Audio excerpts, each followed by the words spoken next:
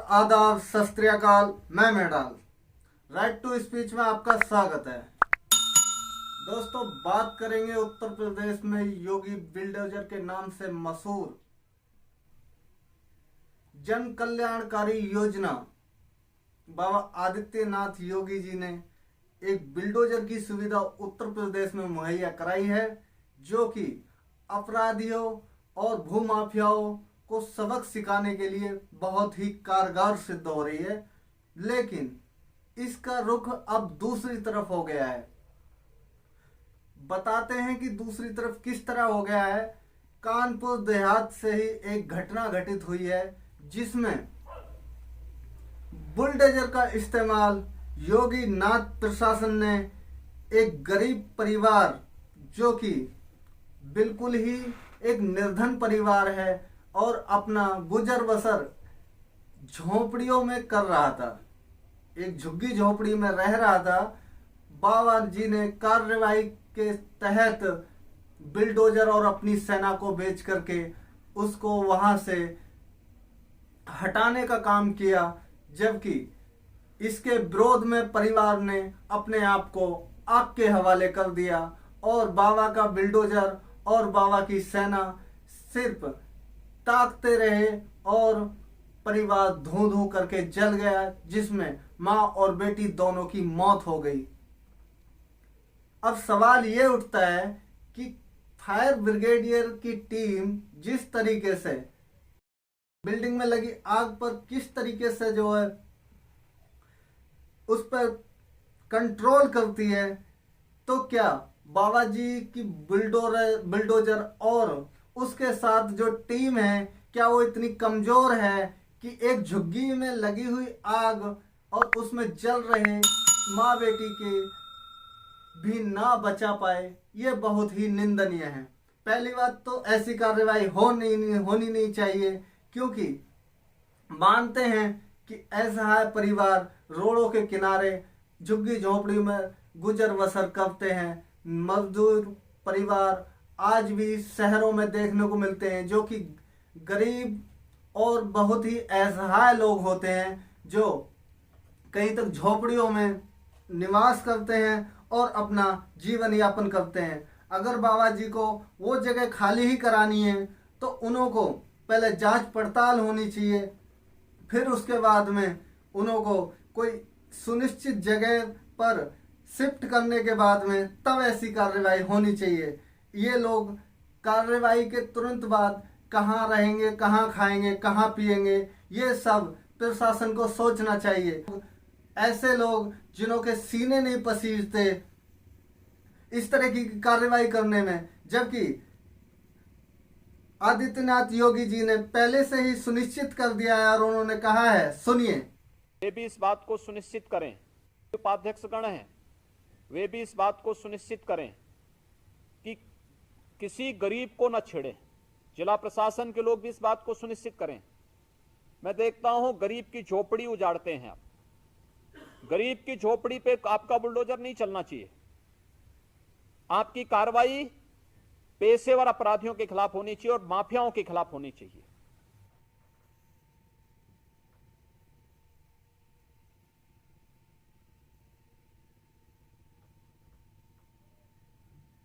इस बात को उपाध्यक्षगण हैं, वे भी इस बात को सुनिश्चित करें कि किसी गरीब को न छेड़े। जिला प्रशासन के लोग भी इस बात को सुनिश्चित करें। मैं देखता हूं गरीब की झोपड़ी उजाड़ते हैं आप। गरीब की झोपड़ी पे आपका बुलडोजर नहीं चलना चाहिए। आपकी कार्रवाई पेशेवर अपराधियों के खिलाफ होनी चाहिए और माफियाओं के खिलाफ होनी चाहिए, गरीब के खिलाफ नहीं। और गरीब अगर कहीं पे उसने ऐसी भूमि पर उसका मकान बन ही गया है, तो पहले उस जो आरक्षित श्रेणी की हो, तो उन्हें पहले कहीं कोई व्यवस्था दीजिए। व्यवस्था देने के बाद तब जाकर के उसकी सहमति से फिर उसको पुनर्वास करिए।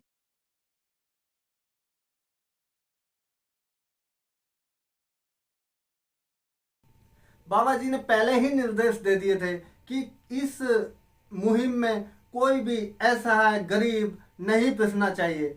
अगर ऐसी स्थिति आती है तो पहले उन्हें सुनिश्चित करें, किसी जगह शिफ्ट करें और फिर उन्हें कोई आवास मुहैया कराएं, उसके बाद में ऐसी कार्रवाई करें। लेकिन घटना को 2 दिन बीत गए हैं, अभी तक कोई भी प्रशासन के अधिकारियों में से किसी को भी निलंबित या फिर सस्पेंड करने जैसा कोई भी ना ही तो ट्वीट आया है और ना ही इन्हों पर कोई भी ऐसी कोई प्रक्रिया जो कंप्लीट हुई है जिन्हों को कहीं तक निष्कासित करने का काम करें। क्योंकि आदित्यनाथ योगी बिल्डोजर योजना जो भी है, जो कि अपराधियों को सबक सिखाने और भूमाफियाओं को कंट्रोल करने के लिए बाबा जी ने शिफ्ट की थी, ये योजना कहीं तक ये गलत रुख अख्तियार कर चुकी है और इसमें भ्रष्ट अधिकारी किस तरीके से जो संलग्नित हैं, ये कहीं तक कानपुर देहात की घटना इससे रूबरू कराती है और फिर कहीं तक उन अधिकारियों पर उंगली उठाती है या फिर योगीनाथ की सरकार पर उंगली उठाती है और विपक्ष को मौका देती है कि देखिए सरकार किस तरीके से फेल हो रही है और कितना क्रूर शासन अख्तियार कर रही है गरीबों के प्रति। ये बहुत ही निंदनीय है। एक गरीब परिवार शहर में या शहर के रोड के किनारे अगर भूमि अधिग्रहण, पहली बात तो होना नहीं चाहिए, अगर वो किसी मजबूरी बस रेंट ना देने की वजह हो सकती है, आजीविका चलाना मुश्किल हो रहा हो, ये भी वजह हो सकती है। अगर ये मजबूरी में अगर एक झोंपड़ी झुग्गी बना करके रहते हैं तो इसको किस नजर से देखना चाहिए, ये बहुत बड़ा सवाल है। कहीं तक ये भूमि माफिया की लिस्ट में जो आते हैं या फिर शहर में जो लोग उन ग्राम समाजों पर कब्जा करे फिर रहे हैं, जो भूमाफिया हैं, क्या वो इतने ईमानदार हो गए हैं या फिर बिल्कुल ही भूमाफियाओं का जो दौर खत्म हो गया है, जो कि योगी सरकार को झुग्गी झोंपड़ियों के लिए अपनी सेना और बिल्डोजर के साथ में उन्हों को खदेड़ने का काम किया जा रहा है और एक परिवार के विरोध करने पर वो कहीं तक आग के हवाले हो जाते हैं और अपनी जान दे देते हैं और फिर भी कार्यवाही नहीं रुकती है। तो ये बहुत ही दर्दनाक और शर्मनाक है, नहीं होना चाहिए। उत्तर प्रदेश इतना बड़ा प्रदेश है और फिर उत्तर प्रदेश में अगर कोई घटना होती है तो फिर उसमें योगी नाथ जी की सरकार से ही सवाल पूछा जाएगा, ना कि किसी अन्य सरकार से। और फिर ये मुद्दा पूरे देश में वायरल हो रहा है और कहीं तक आदित्यनाथ योगी की सरकार पर उंगली उठा रहे हैं और विपक्ष को एक बहुत बड़ा जो जी मौका मिल गया है, जो कि नहीं होना चाहिए। आदित्यनाथ योगी के कहे अनुसार भी अधिकारियों ने उस पर अमल क्यों नहीं किया, बहुत बड़ा जो जी चर्चा का विषय है। उन अधिकारियों पर कार्रवाई होनी चाहिए जो कहीं तक इससे पहले जो जी दिए हुए योगीनाथ जी के बयान पर अमल नहीं कर पाए और इतनी दर्दनाक हादसा घट गया कानपुर देहात में। देखो भी मेरी मम्मी देखो चल रही है।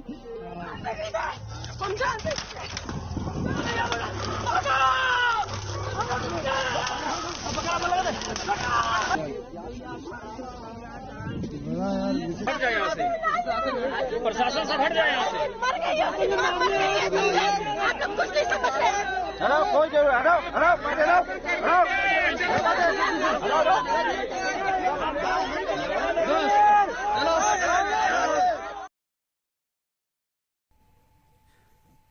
दोस्तों, सुखबगाहट में आपका स्वागत है। सुखबगाहट कार्यक्रम जो है आसपास की खबरों को आपसे रूबरू कराते हैं, देश प्रदेश की खबरों से आपको रूबरू कराते हैं और जल्दी ही में ही अपडेट हुई खबरों को आप तक पहुंचाने का काम करता है हमारा कार्यक्रम सुखबगाहट। दोस्तों, बिल्डोजर से जुड़ा हुआ एक दूसरा मामला जो जी सामने आया, मामला है सीतापुर में एक कुर्मी समाज के जो जी चक्की के ऊपर चला बाबा जी का बिल्डोजर।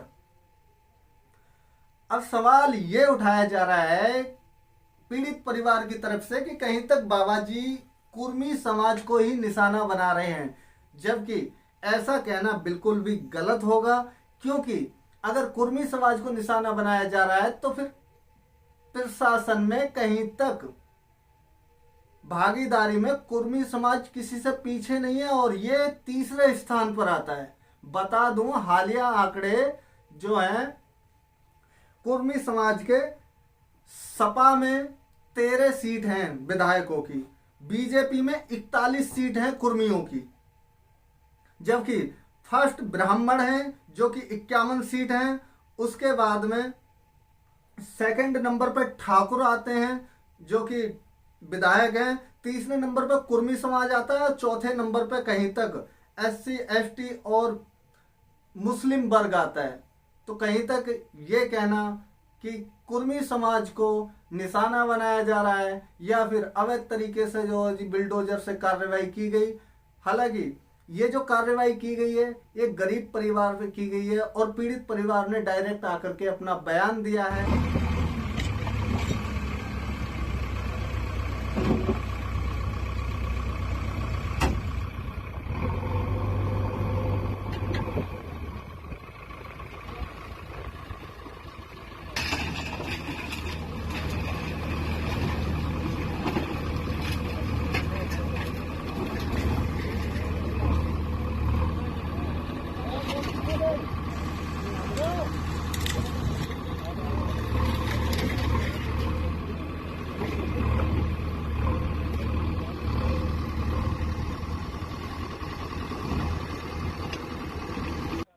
बनाया तो उनको अच्छा नहीं लगा।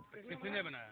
विनीत ने बनाया, तो विनीत वर्मा ने बनाया। राम बाबू ने पैसा लगाया, तो उसने भी कमाते लगाया।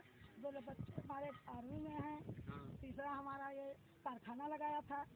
सब लोगों ने मदद करके कहा कि मान लो मेरा भाई भी कुछ करने खाने लगे, इसलिए ये सब रोजी रोजगार चलता था उनका। हाँ, इसलिए उनको यहाँ पर बैठाया गया, बनवाया गया। लेकिन हमारे घर में इतना मौके पर मौजूद नहीं मौजूद है। क्या है? उसका कैंसर है, आखिरी स्टेज पे है, चिल्लाता बड़ा है। हम उसको छोड़ के यहाँ पे आए हैं। आपको प्राथमिक कार्रवाई का कुछ नहीं? कोई नोटिस वगैरह जारी की गई थी? कुछ नहीं, केवल 4 बार नपवाया गया, कुछ नहीं पड़ा है। और आज वो परेशान हुआ, इसलिए नपवा के पैसा दे के नपवा के और JCB बुला के तुरंत गिरा दिया पैसा। और फिर इसको बयान को कुछ सोशल साइटों पर दिखाया गया है कि किस तरीके से पीड़िता हैं वो अपनी बात रख रही हैं, ये बोल करके कि कहीं तक कुर्मी समाज को प्रताड़ित किया जा रहा है और बीजेपी का जो बुखार चढ़ा हुआ है वो कुर्मी समाज को लेकर के चढ़ा हुआ है।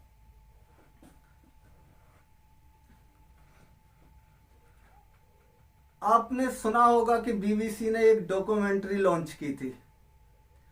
डॉक्यूमेंट्री लॉन्च क्या हुई, उसके बाद में इसे पूरे देश में बैन कर दिया गया और फिर बैन क्या किया कि इसको सुप्रीम कोर्ट में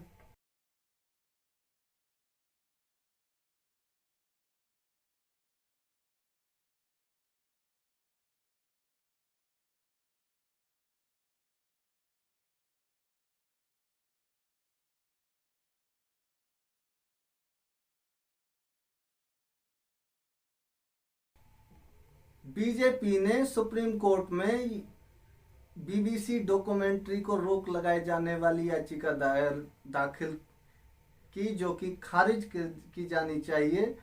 उसके बाद में तुरंत इस पर रेड पड़ना, खारिज होने के बाद में इसको रेड पड़ना, ये कहीं तक ऐसा नजर आता है कि ये रेड अगर पहले पड़ती तो कोई और बात थी, लेकिन ये डॉक्यूमेंट्री के बाद में BBC के ऑफिस में रेड पड़ना कहीं तक बीजेपी को कटघरे में खड़े करने जैसा है। क्योंकि BBC के जब IT सेल डिपार्टमेंट का अधिकारी जब आता है और बात करता है तो किस तरीके से इनके जो जी शब्द हैं आप सुनिए वीडियो में। आप लोग कौन रखे? Income tax department. चलो आप लोग कौन रखे? आराम से तो बात करो यार। कौन गेट खुलवा रहे हैं आप? कैसे 10 मिनट से गेट क्यों खुलवा रहे हैं आप लोग? ऐसे बिना वारंट के गेट खोलेंगे? वारंट आपको पता है? वारंट सील हो चुका है, देखा हुआ वारंट, तब एंटर किया हम लोग। बता दें कि रेड पड़ना तो तय था। इससे BBC को इससे पहले भी इसमें जो रेड पड़ने की संभावना थी, लेकिन जब से डॉक्यूमेंट्री BBC ने लॉन्च की है और उसको बनाया और फिर इंडिया में इसको बैन कर दिया गया कि कहीं तक ये बीजेपी के खिलाफ एक एजेंडा है, कोई डॉक्यूमेंट्री वॉकमेंट्री नहीं है, इसके पीछे तरह तरह के जो जी ट्वीट देखने को मिले, तरह तरह की प्रतिक्रियाएं देखने को मिले। और आज इसके प्रति बीबीसी ऑफिस में एक रेड पड़ने का एक वीडियो तेजी से वायरल हो रहा है, जिसमें एक आईटी सेल डिपार्टमेंट का अधिकारी डायरेक्ट आता है और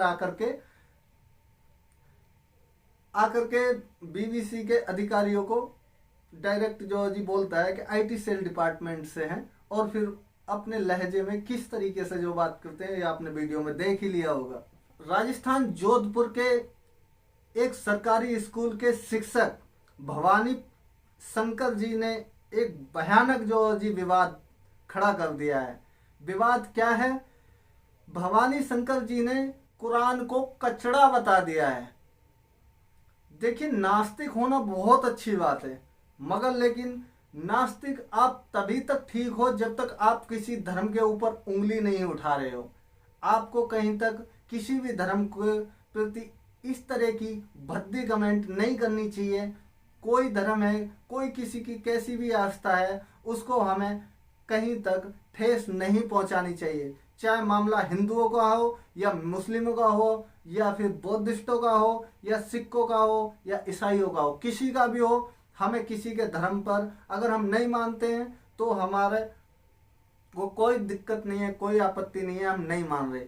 लेकिन कहीं तक अगर ये उंगली उठाई जा रही है, किसी को जो जी गलत बोला जा रहा है, तो ये कहीं तक गलत है।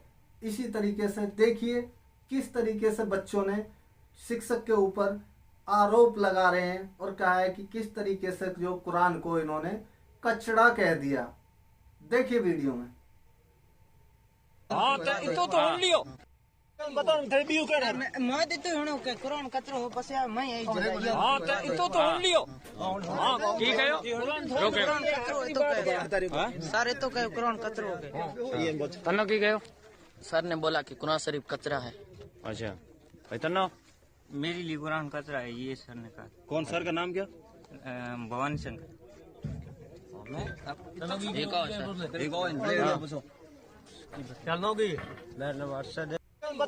दोस्तों सुखवाट में आज इतना ही मिले। धन्यवाद दोस्तों। अगर हमारा कार्यक्रम सुखवाट अगर आपको पसंद आता है तो इसे चैनल को शेयर कीजिए, सब्सक्राइब कीजिए, लाइक कीजिए, कमेंट कीजिए। आपको मिलेंगे किसी और नई अपडेट के साथ कल सुबह। जय हिंद, जय भारत, नमस्कार।